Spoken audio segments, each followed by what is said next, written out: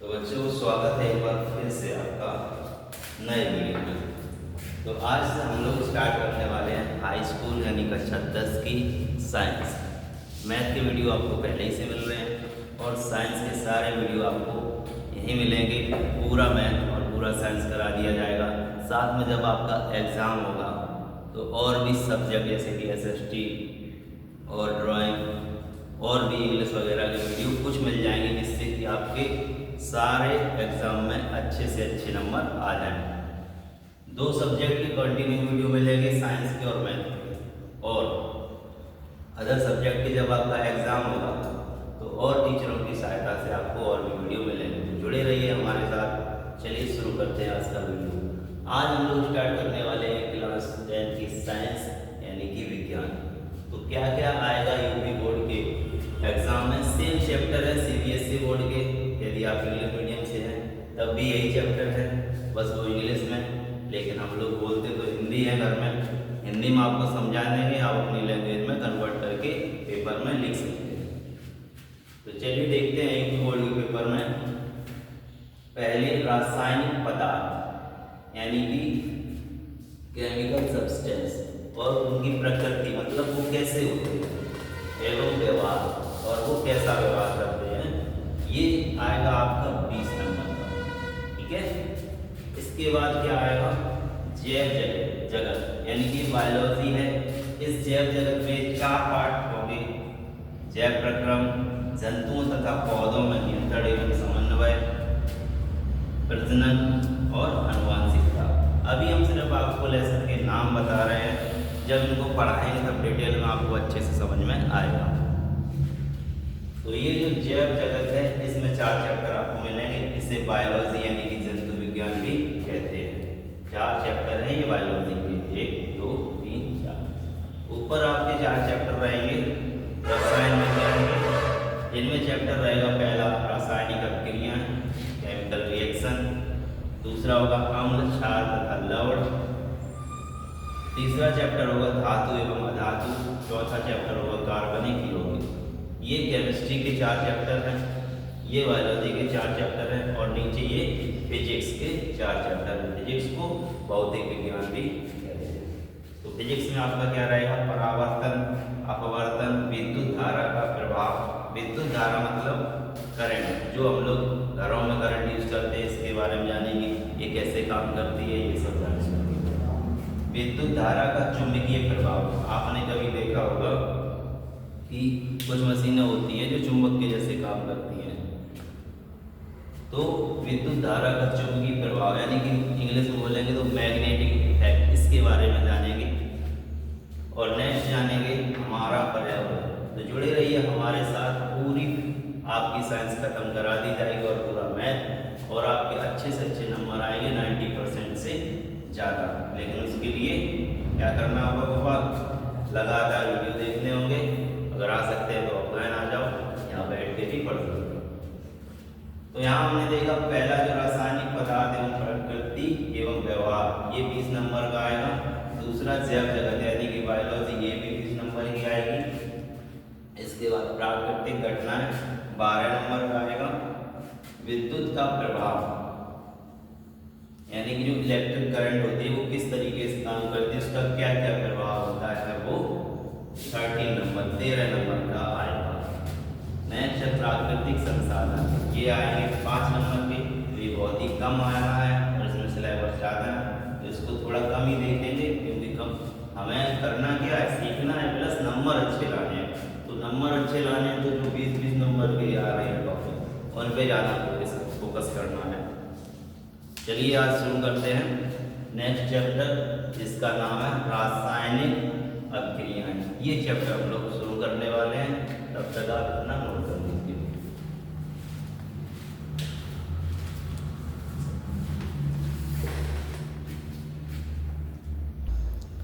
तो चलिए हम स्टार्ट करते हैं अब पहला चैप्टर, जिसका नाम है केमिकल रिएक्शन एंड इक्वेशंस, यानी कि हिंदी में बोलेंगे तो रासायनिक अभिक्रियाएं एवं समीकरण। तो सबसे पहले से पहला पॉइंट आएगा परिवर्तन प्रकृति का नियम। तो हमारे आसपास जितनी भी चीज़ें हैं, जो कुछ भी है, हर एक चीज़ बदलती रहती है।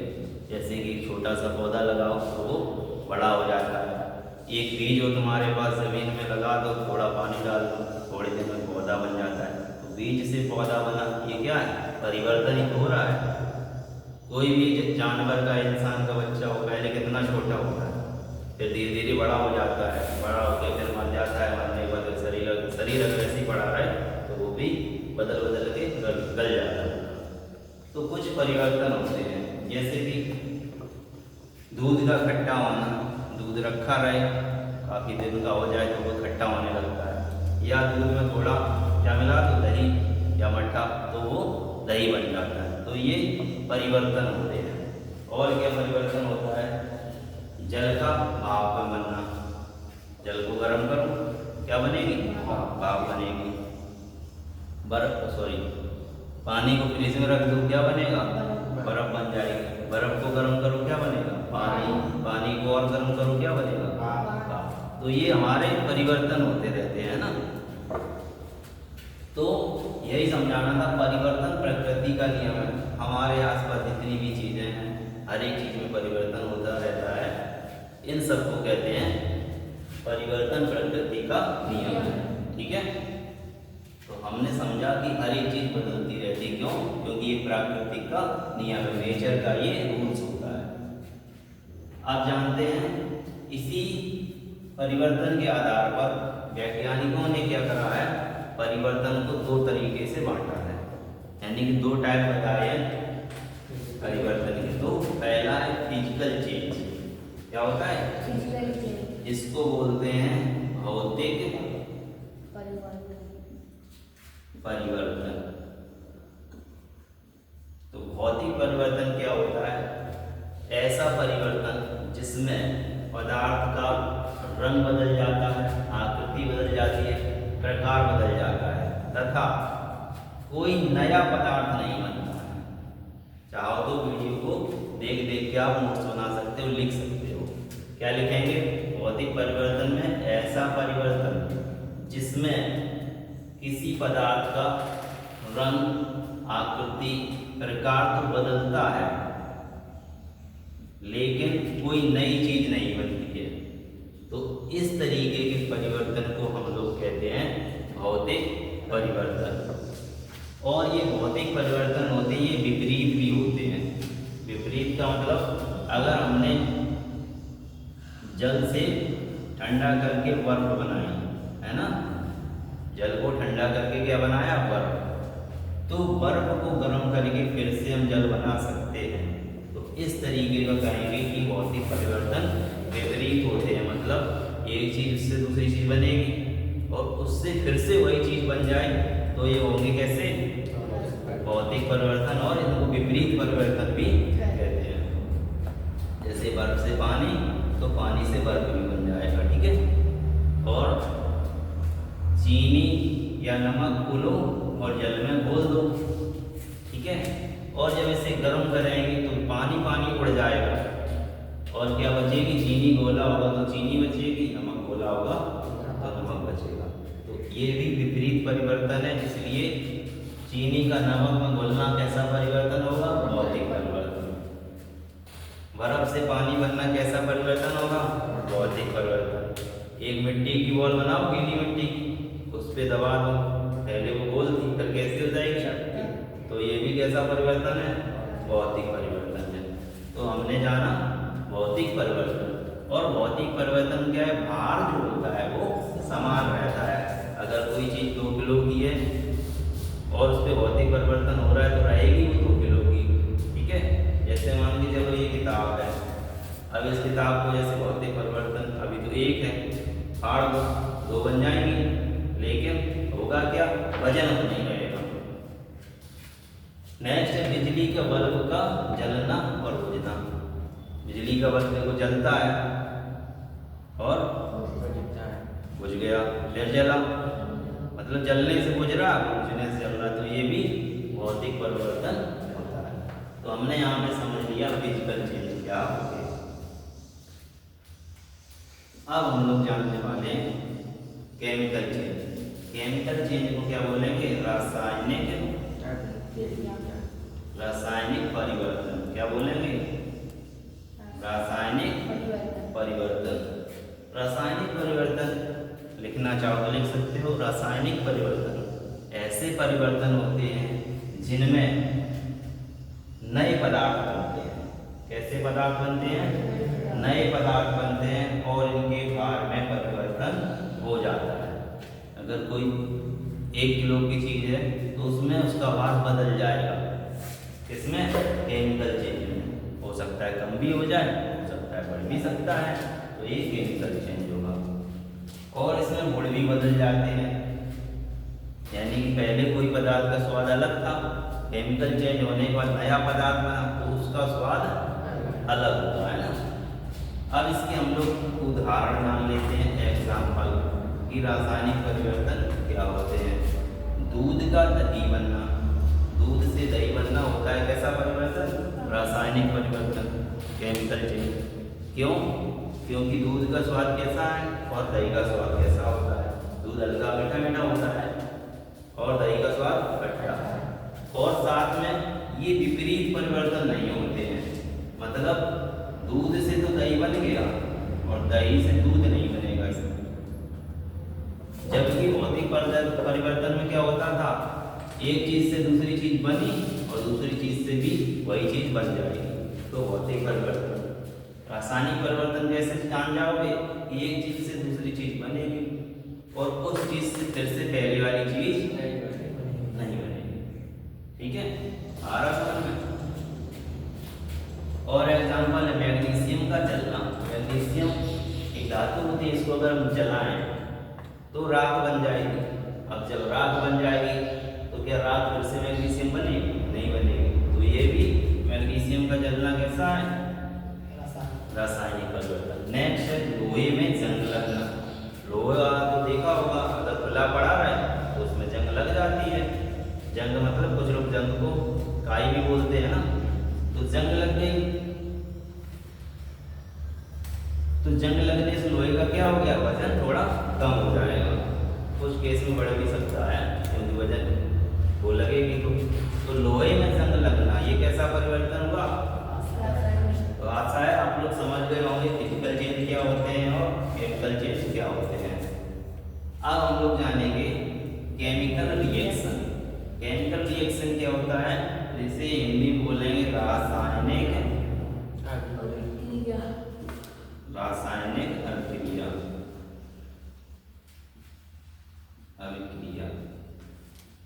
रासायनिक अभिक्रिया क्या होगी? सुनो ध्यान से। जब दो या दो से ज्यादा पदार्थ आपस में मिलते हैं तो रासायनिक अभिक्रिया होती है, और रासायनिक अभिक्रिया होने पर नए पदार्थ बनते हैं। ठीक है, क्या समझा? जब दो या दो से अधिक रासायनिक अभिक्रिया में क्या होगा? दो या दो से अधिक पदार्थ मिलकर एक नया पदार्थ बनाएंगे तो वो अभिक्रिया रासायनिक अभिक्रिया कहलाती है। जैसे रासायनिक अभिक्रिया का उदाहरण देख लीजिएगा, ये है क्या है?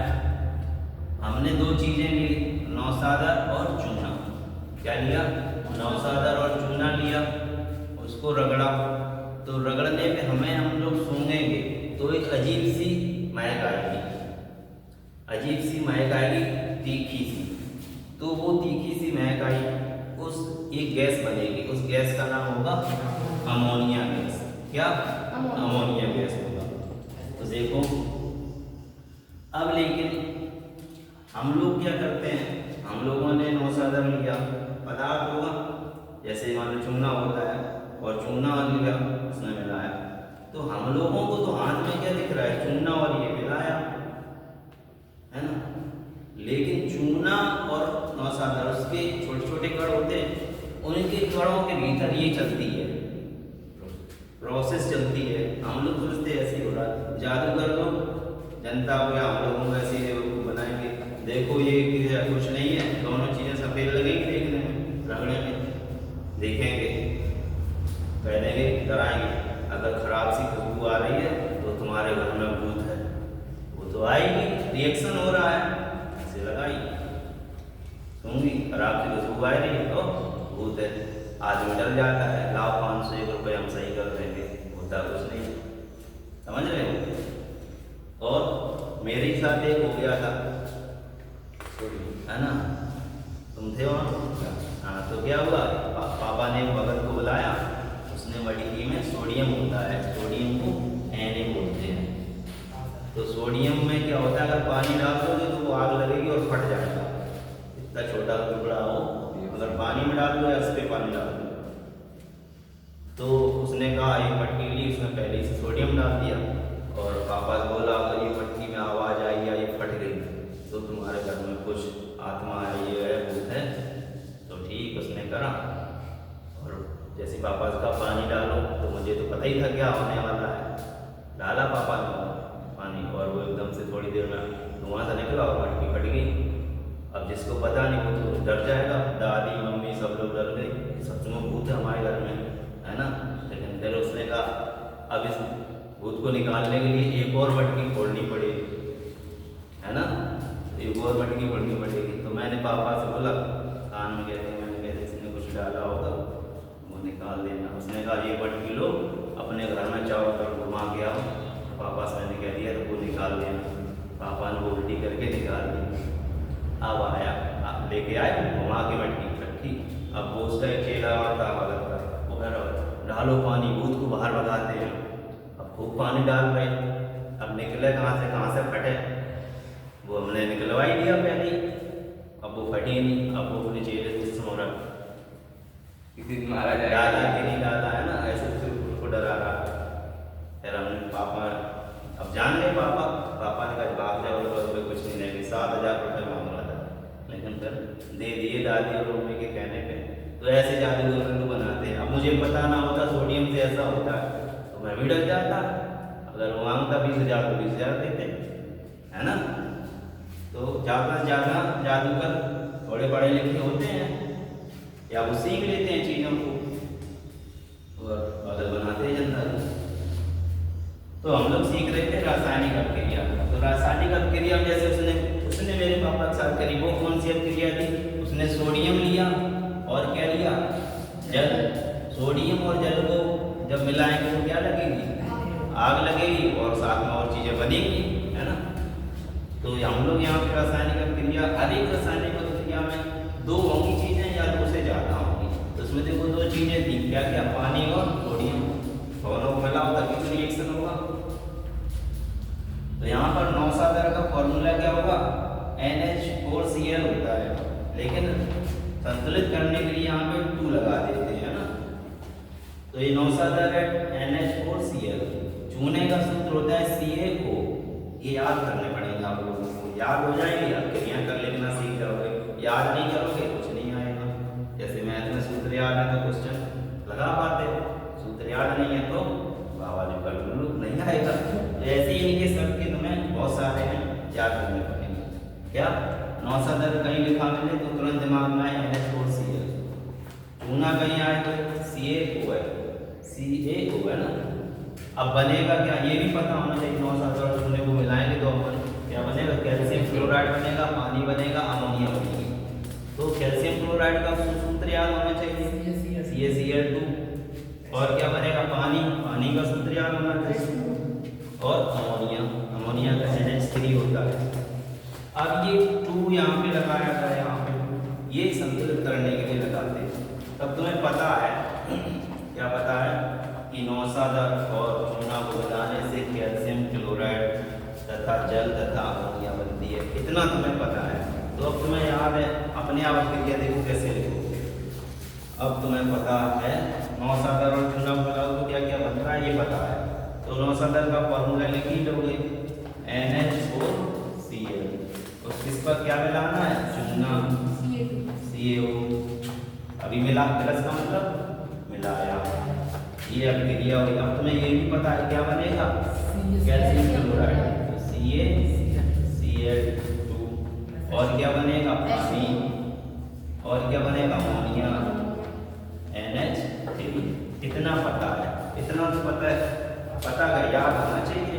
क्या लिखा है, ये लिखा है नौसादर, ये लिखा है चूना, नौसादर और चूना को मिलाया, कैल्शियम होता है। अब लेकिन अब ये सही नहीं लिखी है। अब NH4 H के यहाँ देखो 4 है, यहाँ H के कितने हैं 3 है और 2 3 2 5 और यहाँ पे 4 है गड़बड़। तो उसे संतुलित करने के लिए क्या कर दिया, यहाँ 2 का करा तो ये कितने बन गए 8 और यहाँ 2 का कर दिया तो ये कितने बन गए H के देखो 6 और 2 8, यहाँ पे 4 बन 8। और देख लेंगे Cl के 2 Cl के 2 है ना, H के देख चुके, N के यहाँ कितने हैं 2 और यहाँ पे N के 2, O का 1 O का 1, तो सारी चीजें लगभग बराबर हैं। तो ठीक है, अगर बराबर नहीं होती तो फिर और कुछ नंबर ऐड करते, ऐसे संतुलित होती है। लेकिन लिखोगे कैसे, जब तुम्हें ये पता होगी नौसा दर और चूना मिलाने पर ammonium chloride sorry calcium chloride जल और अमोनियम बनती है, इनके फॉर्मूले याद हैं वो तो लिख ही लोगे, संतुलित बाद में करना होता है। ठीक है, तो यहाँ पे आज हमने इस वीडियो में क्या क्या सीखा कि हमारे पेपर में क्या क्या आएगा। फिर हमने पहला चैप्टर स्टार्ट करा रासायनिक अभिक्रियाएं और उसके समीकरण। फिर हमने सीखा परिवर्तन प्रकृति का नियम होता है, हर एक चीज बदलती रहती है, ये तो प्रकृति का नियम है। फिर हमने सीखा प्रकृति के नियम के आधार पर जो परिवर्तन होते हैं वो 2 तरीके के होते हैं, एक भौतिक परिवर्तन यानी कि फिजिकल चेंज, दूसरा केमिकल चेंज यानी कि रासायनिक परिवर्तन। फिजिकल चेंज क्या होते हैं, ऐसे चेंज जिनमें आकार आकृति बदल जाती है और वो वापस फिर से पदार्थ बन सकता है। दूसरा हमने रासायनिक परिवर्तन सीखा जिसमें नए पदार्थ बनते हैं और उनके बाद में परिवर्तन हो जाता है और उनके गुण भी बदल जाते हैं, जैसे दूध से दही बनना, ये है रासायनिक परिवर्तन। फिर हमने सीखा केमिकल चेंज, केमिकल रिएक्शन यानी कि रासायनिक अभिक्रिया। रासायनिक अभिक्रिया क्या होती है, जब 2 या 2 से अधिक पदार्थों को मिलाते हैं तो रासायनिक अभिक्रिया होती है और एक नया पदार्थ बनता है। अब पदार्थ कौन कौन से हैं उनके हमको सूत्र पता होने चाहिए। तो एग्जाम्पल क्या था, सादर और चूना को मिलाया तो क्या बनेगा कैल्शियम क्लोराइड और पानी और अमोनिया गैस। तो आज हमने इतनी चीज़ें सीखी। वीडियो अच्छा लगा हो तो लाइक शेयर सब्सक्राइब करें और नेक्स्ट वीडियो के लिए जुड़ जाएं हमारे साथ, अगले ऐसे वीडियो आपको मिलते रहेंगे। Thank you.